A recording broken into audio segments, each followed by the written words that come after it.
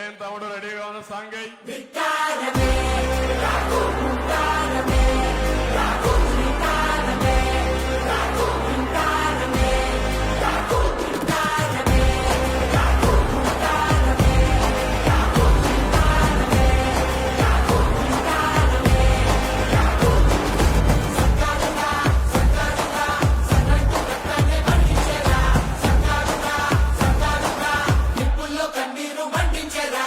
నన్ను కూడా ఎక్కడ పోయినా ఏమడుగుతున్నారు?